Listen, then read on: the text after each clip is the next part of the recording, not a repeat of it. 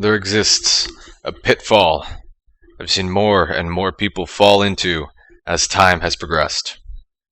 It's an insidious and otherwise invisible pit that is very difficult to get out of once you've fallen in. That being, valuing the opinions and perceptions of others higher than one's own. You're essentially placing what other people think of yourself and other things and what you are higher than what you yourself think of these things. I think this pit has roots and takes its victims when you're a kid, getting teased or otherwise socially ridiculed for behaviors, interests, or opinions that do not fall within their norm. As a whole, it's relatively well known that kids are quite mean and rude. They tend to strongly oppose behaviors and the like that are not normal to them, that don't fall within their spectrum of acceptable behavior. This tends to be, one of the main motivating factors behind bullying, childhood bullying. The thing is, though, as I've reiterated countless times, we are group creatures. Assuming a level of relative safety within a group, within being in the group itself, would it not be smarter to stop doing what causes you to get treated like an outcast? Would it not be smarter to stop being quote-unquote weird if it leads to people wanting you out of the group and the subsequent loss of stability? I'd say it would. And most people tend to be wired in that way, a way which, in favor of preserving the position in the group, will kill individuality, and which is the base force for what causes us to stand out and hold differing opinions and beliefs on any given thing.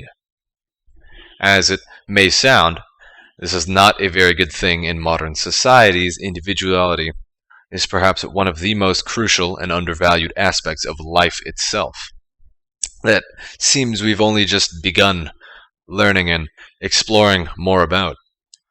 And while that may not be exactly accurate, I know Nietzsche was a strong proponent for the concept.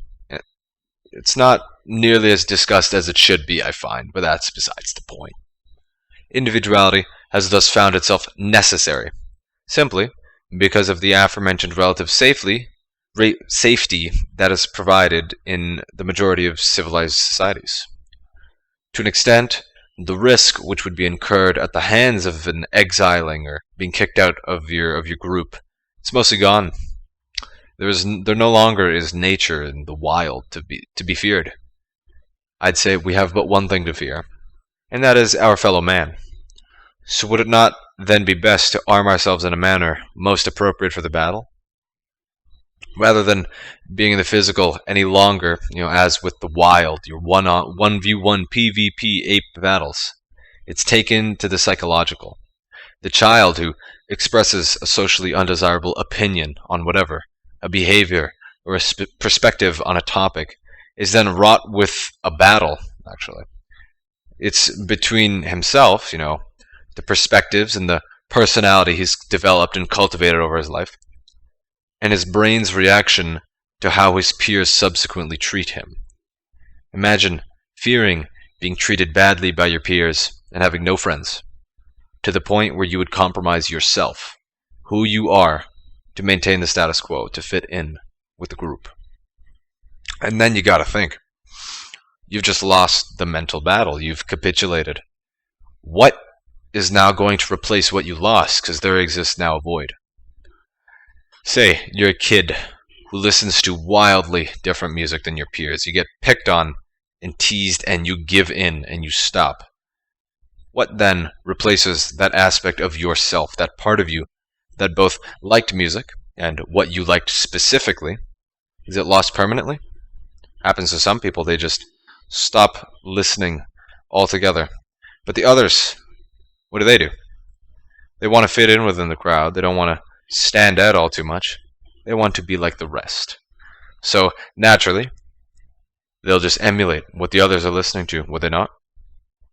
If that kid capitulates and stops listening to whatever funky music he may listen to, and instead looks to others for what he should be listening to maintain his position within the group. He has essentially just compromised his very being and is now living in a state of inauthenticity. He's not living true to himself. When you don't live authentically to yourself, you tend to be unfulfilled and restless, and things aren't so right. Things aren't all there when you live in that state, because it's a deviation from what truly aligns with you. It sounds wacky, like I'm a quack nut job, but you'll see for yourself. If you act in a way that isn't truly you, something's going to be off. Effectively, the quality of the life that you live will be lowered as a direct result from not living up to or in accordance with your individuality. And who's to say he won't do it again? Who's to say he won't just look to someone else for his favorite food, or his new favorite TV show, his political beliefs, his stances on social matters, etc.? It's worked for him in the past as a tool to shape his character, the character that would later always fit into the group, which he presumably wants to stay in. Who is to say he is not malleable? Because it has happened once, that gap now presents itself until it is either dealt with entirely or somehow managed. That opportunity for someone else to worm their way into him, worm their personality, their individuality, their perspective, their opinions, all that into him to make him less of himself and more of them, that opportunity, it's ever present. It's there until that gap is then closed. Now, this assumes, however, that this child of non-existence, this make-believe kid in this example, actually has a belief, a preference, or a personality to begin with, to be then subverted by someone else's.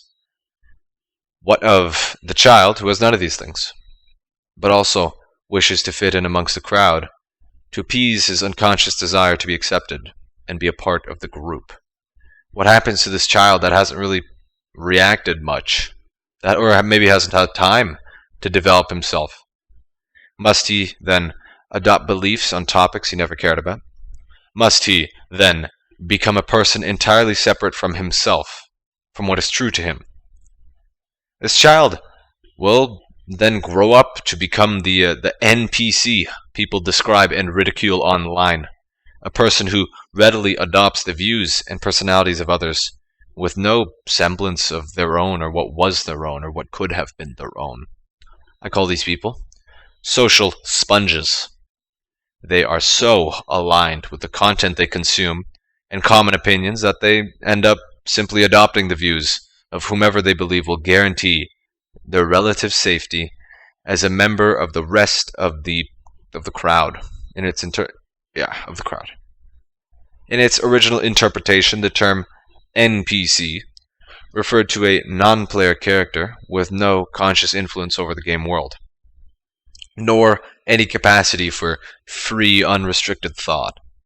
They were simply a tool to be manipulated by the main player characters of that game, those who were able to think for themselves and didn't operate in predestined, predetermined patterns. In much the same way, people have somehow found themselves void of any influence or capability in our own world.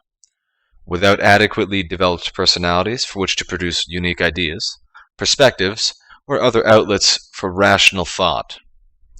These are people so detached from themselves and their own individualities that they live a false life of what is mediocrity to them, maligned not only to the life they would have wanted, but to the extent that they themselves cannot anymore conceptualize their perfect life if given the opportunity, which would otherwise be constructed with the sense of self, who they are as the muse for what life they want to live. It sounds extreme, like a person from a fantastical land who is the victim of many misfortunes, but these people are as real as you and I. They exist everywhere. You'll see them if you look hard enough. To further the point, the void that's left by this lack of individuality, the loss, if you will, still has to be filled. And this is where modern phenomena like the stan, the chronically online, and the parasocial relationship start to form. People with a void of personality, who have yet to develop their own, or have had theirs subverted by others, will fill. They have a void to fill. They'll take to mindless, polarizing, or otherwise meaningless but excitable topics and leech off of them as much as is in their power. It will become their surrogate personality, and they will exalt their new god, free from the burden of rational thought. Does this not provide some of the much-needed context or background as to why when you stumble your unfortunate self onto a political Twitter thread, God save you, people will act as if their lives are on the line to defend the likeness of ideas or people with whom they've never met, nor shared a genuine connection. Their lives may as well actually be on the line, because whatever cancerous topic they've found themselves blighted by has become a part of them, and to offend against the one is to incur the wrath of the whole. Savagery, insults, and otherwise boorish behavior is commonplace among these types, not because of a failed attempt of making a connection, the devolving of a conversation into insults. Rather, it's because of the insistence on proving these supplemented identities to themselves be authentic. In essence, after supplanting what was supposed to be the identity someone created for themselves, filling that void of who they should be, they then have to contend with the restlessness and feeling of something missing even after the fact, even after they've replaced what they should have had. It's all good here. And they must prove it to themselves time and time again that it truly is all good, that their identity is safe and sound, when it isn't. Not only are these poor bastards now forced to contend with themselves and their beliefs, they are also susceptible to the influence of what people like to call grifters, people online who I believe espouse certain belief systems, typically in as offensive or a polarizing manner as possible. And this is a category with which a personality such as Andrew Tate would fall. Regardless of any actual beliefs he may hold, inoffensive or extreme, good or bad, one-dimensional or nuanced, because of the manner with which he expresses any given belief of his, the aforementioned NPC will fill their void, or replace what was filling it prior with the gospel of the characters similar in nature to him, your charismatic talkers.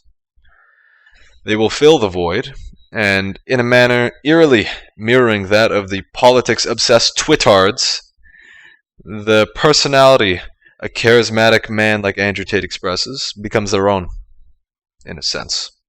They will emulate it to fit into their cool alpha male role, whilst not truly knowing and understanding all there is to know and all that must be experienced to truly settle into that role. It is not authentic to the individual, and it is clear as day when you see it that they are living a lie. They are living in a manner that is not true to them. Social media exacerbates this problem massively. Because now, not only do you have the inputs of your peers on your behavior, desirable or otherwise, millions of other fucks you'll never meet are now berating you and supporting you in the comments of whatever post you've happened upon. God save you. The impaired of identity will tend to gravitate towards a certain topic for which they base their personality on and fill the void. They then derive all of their conversations and intricacies from this topic. Effectively, they render themselves one-dimensional clones of one another. This again represents another form of the NPC, a member of the sheeple, if you will. A clear-cut example of this would be the boring-ass teenagers who have undergone the truly arduous process of basing their entire personalities on being gym bros. All they post about and derive personality from stems from their time and experiences in the gym, what they think about this weight, this exercise. Look how big he is. Look how tasty my protein shake is. Effectively, rendering them one-dimensional and predictable. But I digress. So what is to be done of this issue, this curse? There lies an insidious problem that takes many from their youths and leaves them mere husks of what they could have been. But what caused this problem in the first place? From the very conception, it was the valuing of the individualities, the personality of others over one's own. It all slowly leads from there, does it not? You won't really have a void to fill with mindless consumption and someone else's personality if you don't have a void in the first place. If you truly value the self that you've cultivated by means of your experiences, your reactions that came authentically because of these experiences, your relationships, all that, why then would you compromise that to appease someone else, anyone else? It wouldn't be worth it. And it'd come with it that slew of pure shit that I described earlier, and that's doesn't sound too hot. As it just so happens to be, individuality is actually a blessing in disguise. It allows for a much greater connection with others off of the principles of the human experience without being polluted by an inauthentic worm of someone else's self, impeding the process and creating barriers to entry. It truly is, in my opinion at least, tragic how in an attempt to fit into the crowd and be accepted, many will actually succeed. But they will then be of no value to this crowd. This group, they'll have gotten what they wanted. I'm in the group, I'm safe. But in the process, the ability to connect with these people and to themselves is massively hindered. It's just another barrier that they need to overcome now. I implore you, the viewer, to avoid such an outcome. While it may be difficult in the present to resist the urge to conform and to make yourself as similar to your peers as possible, more often than not it tends to work out in our favor to maintain what semblance of the self is present and allow it to serve as the basis for which you can enrich and benefit the connections that we form way later down the line. As I see it, the price you pay to fit in and conform with your crowd, to your relative group safety that you don't really need anymore, is not worth missing out on who you could have been, to make the connections you would have had that much better. It's not worth it in a lifetime. Thank you for watching.